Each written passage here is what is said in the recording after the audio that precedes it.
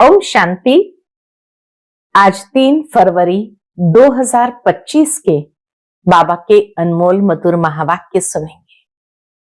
आज की मुरली से पहले गीत बजा है, छोड़ भी दे आकाश सिंहासन, इस धरती पर आ जाओ रे। बाबा उसी गीत के आधार पर कहते हैं कि मनुष्य कहते हैं आकाश सिंहासन छोड़ दो। वास्तव में आकाश सिंहासन नहीं है। ये आकाश के महातत्व में ये पृथ्वी है जहां तुम बच्चे पार्ट बजाते हो। बाबा कहे और बाबा ब्रह्म महातत्व में रहते हैं जो इस आकाश तत्व से पार है। तो बाबा कहे तुम बच्चों को, सभी को ये गीत का अर्थ भी यथार्थ रीति समझाना है कि आकाश सिंहासन नहीं है, आकाश महतत्व है और ब्रह्म महतत्व से परमात्मा कल्प के अंत संगम युग पर आते हैं हम सभी बच्चों को ज्ञान और योग सिखाने। बाबा कहे ये ज्ञान और योग का कॉन्ट्रास्ट भी अच्छी तरह तुम्हारी बुद्धि में होना चाहिए। योग माना याद, कि जहां स्वयं को आत्म समझकर परमात्मा को याद करते हैं, और ज्ञान अर्थात सृष्टि चक्र की नॉलेज। बाबा कहे कई बच्चे ज्ञान तो बहुत अच्छा सुनाते हैं, मुरली बहुत अच्छी सुनाते हैं, परंतु याद में कच्चे हैं और बिना याद के विकर्म विनाश नहीं होते हैं। इसलिए बाबा आए हैं आत्मा की ज्योत जगाने और उसमें ज्ञान और योग का दृत डालते हैं। तो सुनते हैं आज के बाबा के अनमोल मधुर महावाक्य। ओम शांति। मीठे बच्चे, आत्मा रूपी ज्योति में ज्ञान योग का दृत डालो तो ज्योति जगी रहेगी। ज्ञान और योग का कॉन्ट्रास्ट अच्छी रीति समझना है। कॉन्ट्रास्ट यानी ज्ञान और योग का महत्व, उसको अच्छी रीति समझना है। आज की मुरली से प्रश्न है, बाप का कार्य प्रेरणा से नहीं चल सकता, उन्हें यहां आना ही पड़े, क्यों?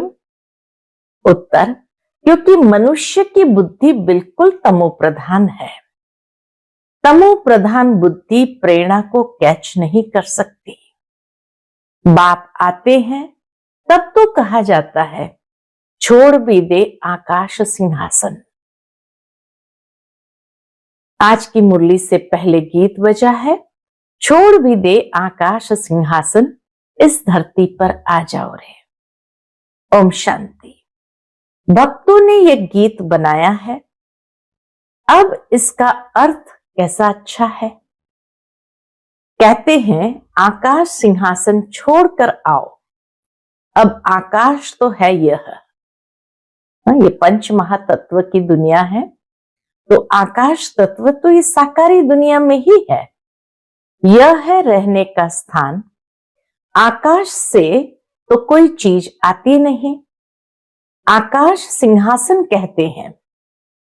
आकाश तत्व में तो तुम रहते हो और बाप रहते हैं महातत्व में। इस आकाश तत्व में तो हम सभी बच्चे रहते हैं और बाप रहते हैं महातत्व में। उसको ब्रह्म या महातत्व कहते हैं, जहां आत्माएं निवास करती है। बाप आएगा भी जरूर वहां से, उस महातत्व से इस आकाश तत्व में आएगा। कोई तो आएगा ना। कहते हैं आकर हमारी ज्योत जगाओ। गायन भी है, एक है अंधे की औलाद अंधे और दूसरे हैं सज्जे की औलाद सज्जे। धृतराष्ट्र और युधिष्ठिर नाम दिखाते हैं। अभी यह तो औलाद है रावण की। वास्तव में बाबा कहे यह औलाद है ही सब रावण की। माया रूपी रावण है ना, सबकी रावण बुद्धि है। अब तुम हो ईश्वरीय बुद्धि, बाप तुम्हारी बुद्धि का अब ताला खोल रहे हैं, रावण ताला बंद कर देते हैं। कोई किसी बात को नहीं समझते हैं। दुनिया में अगर कोई किसी बात को नहीं समझते हैं तो कहते हैं यह तो पत्थर बुद्धि है। बाप आकर यहां ज्योति जगाएंगे ना, प्रेरणा से थोड़ी काम होता है। आत्मा जो सतो प्रधान थी, उनकी ताकत अब कम हो गई है, तमो प्रधान बन गई है, एकदम झुंझार बन पड़ी है, एकदम जैसे जाने की स्थिति में आ गई है। मनुष्य कोई मरते हैं तो उनका दीवा जलाते हैं। अब दीवा क्यों जलाते हैं? समझते हैं ज्योत बुझ जाने से अंधियारा न हो जाए, इसलिए ज्योत जगाते हैं। अब यहां की ज्योत जगाने से वहां कैसे रोशनी होगी? यहां ज्योत जलाई तो जहां आत्मा जा रही है वहां कैसे रोशनी होगी? कुछ भी समझते नहीं है। अभी तुम सेंसिबल बुद्धि बनते हो। दुनिया की आत्माएं रावण बुद्धि है। आज बाबा ने नया टाइटल दे दिया, रावण बुद्धि है, और अभी तुम सेंसिबल बुद्धि बनते हो। बाप कहते हैं मैं तुमको स्वच्छ बुद्धि बनाता हूं, ज्ञान धृत डालता हूं। है यह भी समझाने की बात। ज्ञान और योग दोनों अलग चीज है। योग को ज्ञान नहीं कहेंगे। कोई समझते हैं भगवान ने आकर यह भी ज्ञान दिया ना कि मुझे याद करो, परंतु इसे ज्ञान नहीं कहेंगे। यह तो बाप और बच्चे हैं। बच्चे जानते हैं कि यह हमारा बाबा है, इसमें ज्ञान की बात नहीं कहेंगे। समझ है ये तो हमारा बाबा है। ज्ञान तो विस्तार है, यह तो सिर्फ याद है। बाप कहते हैं मुझे याद करो, बस ये तो कॉमन बात है, इसको ज्ञान नहीं कहा जाता। बच्चे ने जन्म लिया सो तो जरूर बाप को याद करेगा ना। ज्ञान का विस्तार है, ज्ञान तो अथाह है। बाप कहते हैं मुझे याद करो, ये ज्ञान नहीं हुआ। तुम खुद जानते हो हम आत्मा है, हमारा बाप परम आत्मा परमात्मा है। इसे ज्ञान कहेंगे क्या? ये तो समझ की बात है। बाप को पुकारते हैं, ज्ञान तो है नॉलेज। जैसे कोई एमए पढ़ते हैं, कोई बीए पढ़ते हैं, इतनी ढेर किताबें पढ़नी होती है। अब बाप तो कहते हैं तुम हमारे बच्चे हो ना, मैं तुम्हारा बाप हूं, मेरे से ही योग लगाओ अर्थात याद करो। इसको ज्ञान नहीं कहेंगे। तुम बच्चे तो हो ही, तुम आत्माएं कब विनाश को नहीं पाती हो। कोई मर जाते हैं तो उनकी आत्मा को बुलाते हैं। अब वह शरीर तो खत्म हो गया, आत्मा भोजन कैसे खाएगी? भोजन तो फिर भी ब्राह्मण खाएंगे, परंतु यह सब है भक्ति मार्ग की रस्म। ऐसे नहीं कि हमारे कहने से वह भक्ति मार्ग बंद हो जाएगा, वह तो चलता ही आता है। आत्मा तो एक शरीर छोड़ जाए दूसरा लेती है। बच्चों की बुद्धि में ज्ञान और योग का कॉन्ट्रास्ट स्पष्ट होना चाहिए। बाबा कहे बच्चों की बुद्धि में ज्ञान और योग का कॉन्ट्रास्ट यानी महत्व स्पष्ट होना चाहिए कि क्या भेद है इन दोनों के बीच में। बाप जो कहते हैं मुझे याद करो, ये ज्ञान नहीं है, यह तो बाप डायरेक्शन देते हैं, इसको योग कहा जाता है।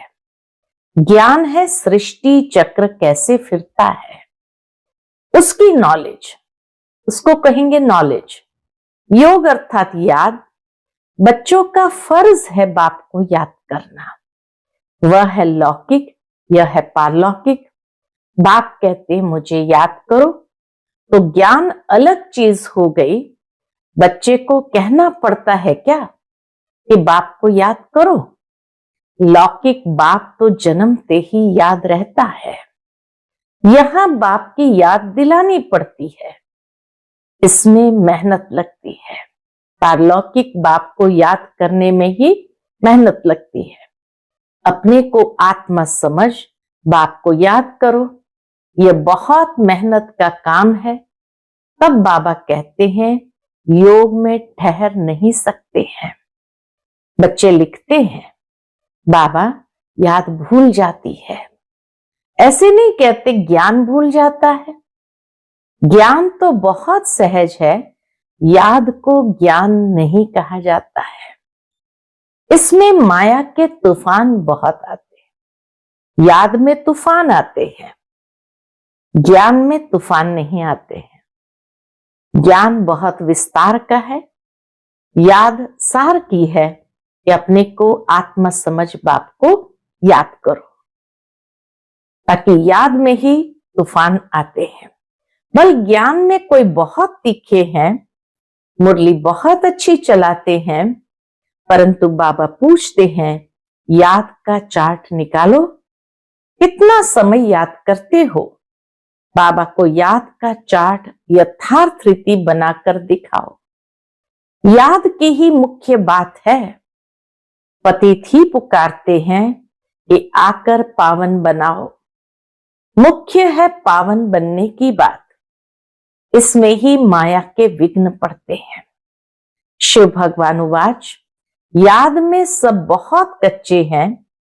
अच्छे अच्छे बच्चे जो मुरली तो बहुत अच्छी चलाते हैं, परंतु याद में बिल्कुल कमजोर है।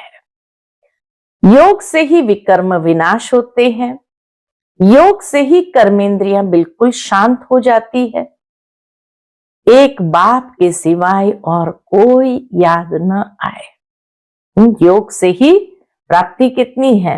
योग से ही विकर्म विनाश होते हैं, योग से ही कर्मेंद्रियां बिल्कुल शांत हो सकती है। एक बाप के सिवाय और कोई याद न आए, कोई देह भी याद न आए। आत्मा जानती है ये सारी दुनिया खलास होनी है। अब हम जाते हैं अपने घर, फिर आएंगे राजधानी में। ये सदैव बुद्धि में रहना चाहिए। ज्ञान जो मिलता है वह आत्मा में रहना चाहिए। बाप तो है योगेश्वर, जो याद सिखलाते हैं। वास्तव में ईश्वर को योगेश्वर नहीं कहेंगे। तुम योगेश्वर हो, ईश्वर बाप कहते हैं मुझे याद करो। ये याद सिखलाने वाला ईश्वर बाप है। वह निराकार बाप शरीर द्वारा सुनाते हैं। बच्चे भी शरीर द्वारा सुनते हैं। कई तो योग में बहुत कच्चे हैं, बिल्कुल याद करते ही नहीं। जो भी जन्म जन्मांतर के पाप है, सबकी सजा खाएंगे। यहां आकर जो पाप करते हैं वह तो और ही 100 गुना सजा खाएंगे। ज्ञान की टिक टिक तो बहुत करते हैं, योग बिल्कुल ही नहीं है, जिस कारण पाप भस्म नहीं होते, कच्चे ही रह जाते हैं। इसलिए सच्ची सच्ची माला 8 की बनी है। 9 रत्न गाए जाते हैं। 108 रत्न कब सुने हैं? 9 रत्न की बात है, 108 रत्न कब सुने हैं? 108 रत्नों की कोई चीज नहीं बनाते। बहुत है जो इन बातों को पूरा समझते नहीं है। बाबा कितनी बारीक से एक एक बात स्पष्ट करके हमें समझाते हैं। याद को ज्ञान नहीं कहा जाता, ज्ञान सृष्टि चक्र को कहा जाता है। शास्त्र में ज्ञान नहीं है, वह शास्त्र है भक्ति मार्ग के, उसमें कथाएं हैं। बाप खुद कहते हैं मैं इनसे नहीं मिलता, खाली इन कथाओं को सुनने से मैं नहीं मिलता। साधुओं आदि सबका उद्धार करने मैं आता हूं। वह समझते हैं ब्रह्म में लीन होना है। फिर मिसाल देते हैं पानी के बुदबुदे का। अभी तुम ऐसे नहीं कहते, तुम तो जानते हो हम आत्माएं बाप के बच्चे हैं। माम एकम याद करो। ये अक्षर भी कहते हैं परंतु अर्थ नहीं समझते। बल कह देते हम आत्मा है, परंतु आत्मा क्या है, परमात्मा क्या है, यह ज्ञान बिल्कुल नहीं। ये बाप ही आकर सुनाते हैं। अभी तुम जानते हो हम आत्माओं का घर वह है ब्रह्म महतत्व। वहां सारा सीजरा है। हर एक आत्मा को अपना अपना पार्ट मिला हुआ है। सुख कौन देते हैं, दुख कौन देते हैं, यह भी किसको पता नहीं है। भक्ति है रात, ज्ञान है दिन। 63 जन्म तुम धक्के खाते आए हो। फिर ज्ञान देता हूं तो कितना समय लगता है? सेकंड। सेकंड में बाबा स्मृति जागृत करते हैं और ज्ञान स्पष्ट समझ में आने लगता है। यह तो गाया हुआ है सेकंड में जीवन मुक्ति। यह तुम्हारा बाप है ना, वही पतित पावन है। उनको याद करने से तुम पावन बन जाएंगे। सतयुग, त्रेता, द्वापर, कलयुग। सतयुग, त्रेता, द्वापर, कलयुग यह चक्र है। नाम भी जानते हैं परंतु पत्थर बुद्धि ऐसे हैं, टाइम का किसको पता ही नहीं। ये चक्र कितने साल का है, ये टाइम का किसको पता ही नहीं। समझते भी है घोर कलयुग है। अगर कलयुग अभी भी चलेगा तो और घोर अंधियारा हो जाएगा। इसलिए गाया हुआ है। कौन सी बात गाई हुई है? बाबा कहे इसलिए गाया हुआ है कुंभकर्ण की नींद में सोए हुए थे और विनाश हो गया। थोड़ा भी ज्ञान सुनते हैं तो प्रजा बन जाते हैं। कहां ये लक्ष्मी नारायण, कहां प्रजा? पढ़ाने वाला तो एक ही है। हर एक की अपनी अपनी तकदीर है। कोई तो स्कॉलरशिप ले लेते हैं, कोई फेल हो जाते हैं। राम को बाण की निशानी क्यों दी है? क्योंकि नापास हुआ। यह भी गीता पाठशाला है। कोई तो कुछ भी मार्क्स लेने लायक नहीं है। मैं आत्मा बिंदी हूं, बाप भी बिंदी है, ऐसे उनको याद करना है। जो इस बात को समझते भी नहीं है तो क्या पद पाएंगे? याद में न रहने से बहुत घाटा पड़ जाता है।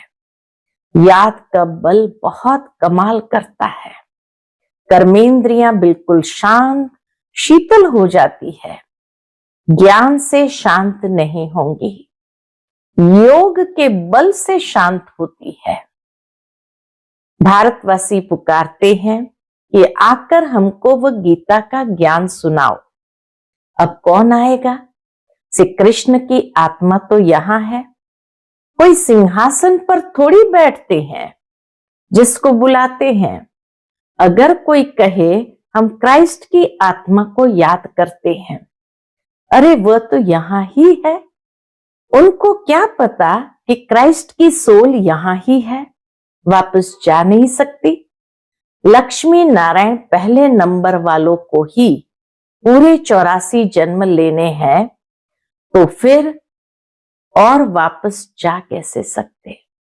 बाबा कहे तो और फिर वापस जा कैसे सकते? ये सब हिसाब है ना। मनुष्य तो जो कुछ बोलते हैं सो झूठ। आधा कल्प है झूठ खंड, आधा कल्प है सच खंड। अभी तो हर एक को समझाना चाहिए। इस समय सब नरकवासी है, फिर स्वर्गवासी भी भारतवासी ही बनते हैं। मनुष्य कितने वेद, शास्त्र, उपनिषद आदि पढ़ते हैं, क्या इससे मुक्ति को पाएंगे? उतरना तो है ही। हर चीज सतो रजो तमो में जरूर आती है। न्यू वर्ल्ड किसको कहा जाता है? किसको भी ये ज्ञान नहीं है। यह तो बाप सन्मुख बैठ समझाते हैं। देवी देवता धर्म कब किसने स्थापन किया? भारतवासियों को कुछ भी पता नहीं है, तो बाप ने समझाया है। ज्ञान में भल कितने भी अच्छे हैं, परंतु योग में कई बच्चे नापास है। योग नहीं तो विकर्म विनाश नहीं होंगे, उच्च पद नहीं पाएंगे। जो योग में मस्त है वही उच्च पद पाएंगे। उनकी कर्मेंद्रियां बिल्कुल शीतल हो जाती है। योग में जो बाबा कहे मस्त है वही उच्च पद पाएंगे। उनकी कर्मेंद्रियां बिल्कुल शीतल हो जाती है। देह सहित सब कुछ भूल देही अभिमानी बन जाते हैं। हम अशरीरी है, अब जाते हैं घर। उठते बैठते समझो अब ये शरीर तो छोड़ना है। हमने पाठ बजाया, अब जाते हैं घर। ज्ञान तो मिला है, जैसे बाप में ज्ञान है उनको तो किसको याद ही नहीं करना है। याद तो तुम बच्चों को करना है। बाप को ज्ञान का सागर कहा जाता है, योग का सागर तो नहीं कहेंगे ना। चक्र का नॉलेज सुनाते हैं और अपना भी परिचय देते हैं। याद को ज्ञान नहीं कहा जाता। सारी मुरली ज्ञान अलग चीज है, याद अलग चीज है। उसको बाबा ने बहुत गहराई से स्पष्ट किया। याद तो बच्चे को आप ही आ जाती है, याद तो करना ही है, नहीं तो वर्षा कैसे मिलेगा। बाबा कहे याद तो करना ही है, नहीं तो वर्षा कैसे मिलेगा। बाप है तो वर्षा जरूर मिलता है, बाकी है नॉलेज। हम 84 जन्म कैसे लेते हैं, तमो प्रधान से सतो प्रधान, सतो प्रधान से तमो प्रधान कैसे बनते हैं, यह बाप समझाते हैं। ये नॉलेज है। अब सतो प्रधान बनना है तो बाप की याद से। तुम रूहानी बच्चे रूहानी बाप के पास आए हो, उनको शरीर का आधार तो चाहिए ना। कहते हैं मैं बूढ़े तन में प्रवेश करता हूं, है भी वानप्रस्थ अवस्था। अब बाप आते हैं तब सारे सृष्टि का कल्याण होता है।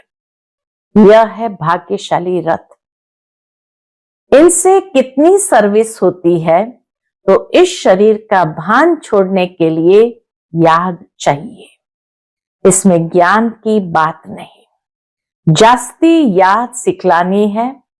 ज्ञान तो सहज है, छोटा बच्चा भी सुना दे, बाकी याद में ही मेहनत है।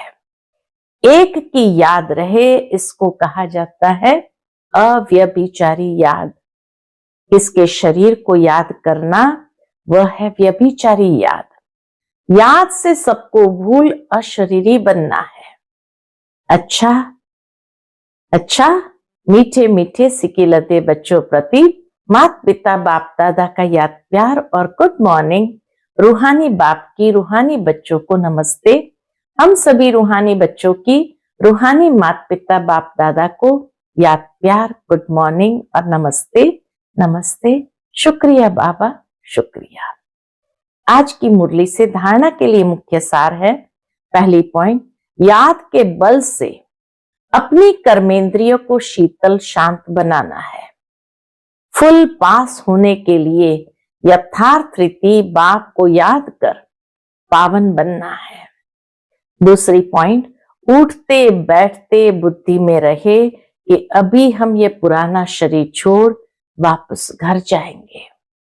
जैसे बाप में सब ज्ञान है, ऐसे मास्टर ज्ञान सागर बनना है। आज का बाप दादा का मधुर वरदान हम बच्चों के प्रति है। कंबाइंड स्वरूप की स्मृति द्वारा श्रेष्ठ स्थिति की सीट पर सेट रहने वाले सदा संपन्न भव। कंबाइंड स्वरूप की स्मृति द्वारा श्रेष्ठ स्थिति की सीट पर सेट रहने वाले सदा संपन्न भव। संगम युग पर शिव शक्ति के कंबाइंड स्वरूप की स्मृति में रहने से हर असंभव कार्य संभव हो जाता है। यही सर्वश्रेष्ठ स्वरूप है। इस स्वरूप में स्थित रहने से संपन्न भव का वरदान मिल जाता है। बाप दादा सभी बच्चों को सदा सुखदायी स्थिति की सीट देते हैं। सदा इसी सीट पर सेट रहो तो अतीन्द्रिय सुख के झूले में झूलते रहेंगे। सिर्फ विस्मृति के संस्कार समाप्त करो। आज का स्लोगन है, पावरफुल वृत्ति द्वारा आत्माओं को योग्य और योगी बनाओ। पावरफुल वृत्ति द्वारा आत्माओं को योग्य और योगी बनाओ। आज का अव्यक्त इशारा, एकांत प्रिय बनो, एकता और एकाग्रता को अपनाओ। एक मत का वातावरण तब बनेगा जब समाने की शक्ति होगी। तो भिन्नता को समाओ, तब आपस में एकता से समीप आएंगे और सर्व के आगे दृष्टांत रूप बनेंगे। ब्राह्मण परिवार की विशेषता है, अनेक होते भी एक। यह एकता का वाइब्रेशन सारे विश्व में एक धर्म, एक राज्य की स्थापना करेगा। इसलिए विशेष अटेंशन देकर भिन्नता को मिटाकर एकता लानी है। अच्छा, ओम शांति।